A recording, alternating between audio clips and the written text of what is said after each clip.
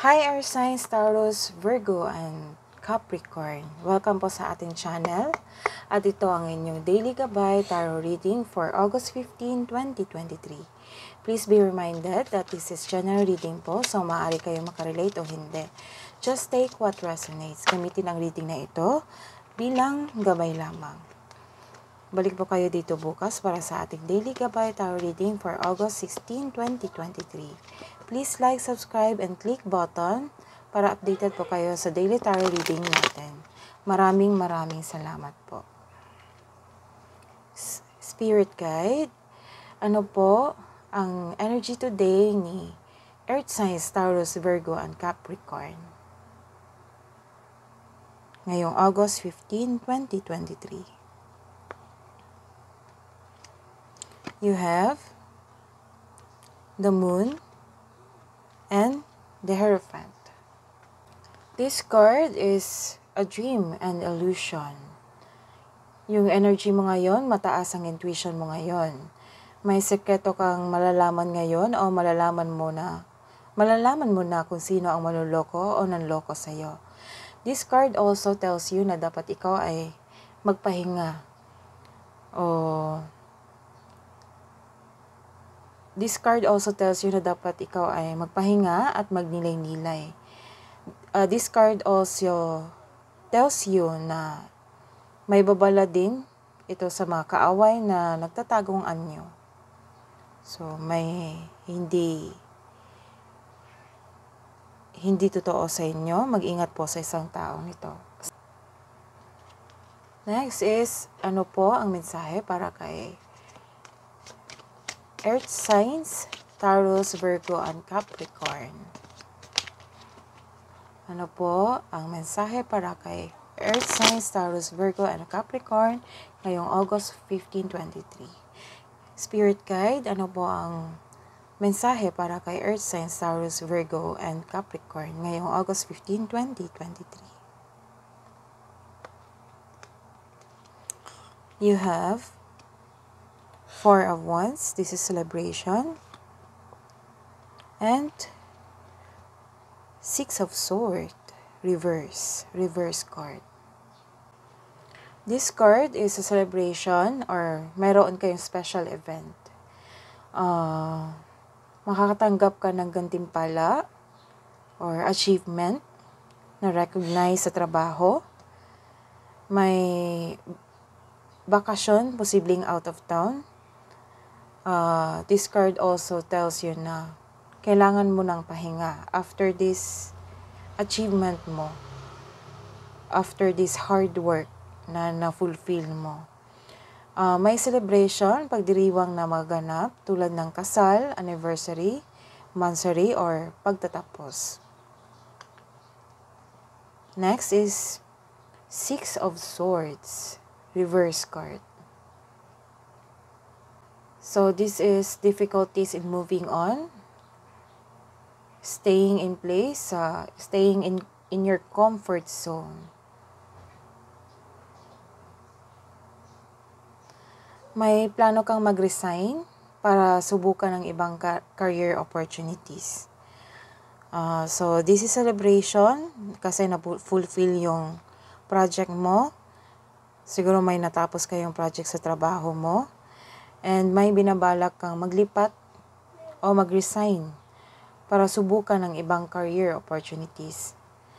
May parating ding pera, nagkakaroon ng financial stabilities dahil sa achievement na ito. Next is, let's see your career and money. Earth Signs, Taurus and Virgo. Ngayong August 15, 2023.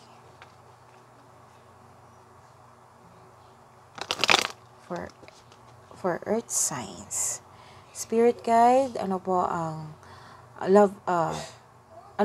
career and money ni Earth Signs ni Taurus, Virgo, and Capricorn ngayong August 15, 2023. So you have King of Cups and Two of Wands. This card is a King of Cups. So, may ilang tao na nakikita nila na magaling ka na leader. Stable ka. Nagkaroon ka ng stability sa career mo.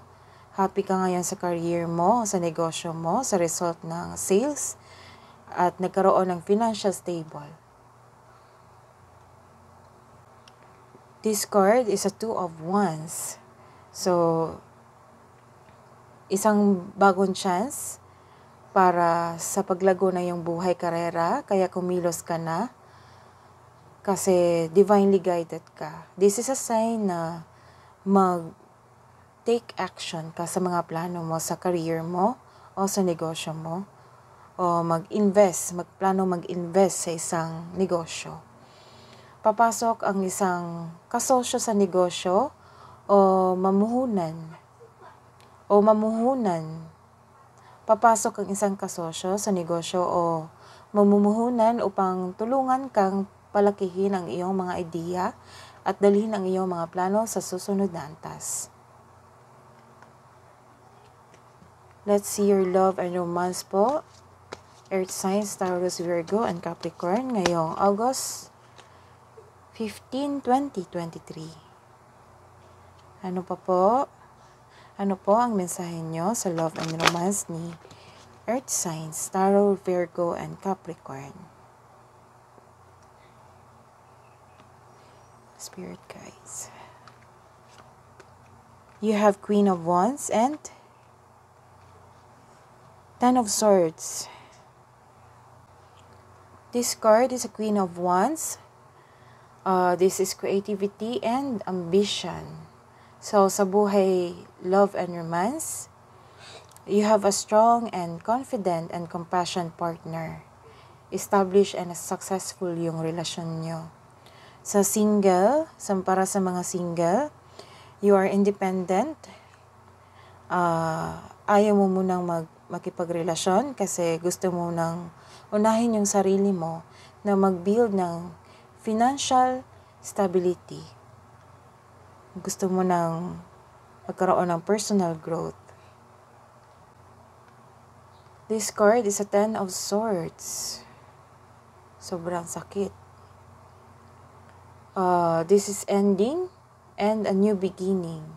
So, sa buhay, love, and romance, ang pagtatapos ng isang relasyon o pattern ng relasyon ay humahantong sa iyo patungo sa isang magandang bagong simula.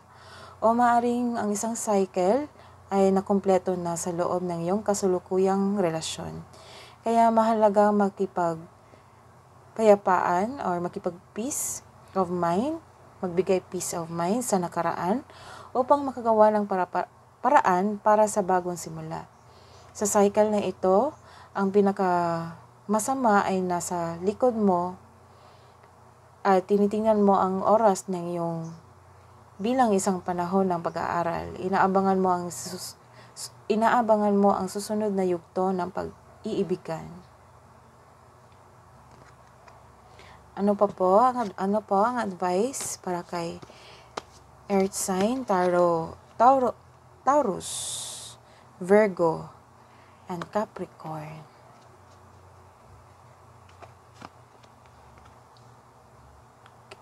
The advice is get creative and excite your imagination. Get creative and excite your imagination with wonder. That is your reading today. That is your reading today. Earth signs, Taurus, Virgo, and Capricorn. Please like and subscribe and click the bell button for notification para updated po kayo sa daily tarot reading natin. Maraming salamat po.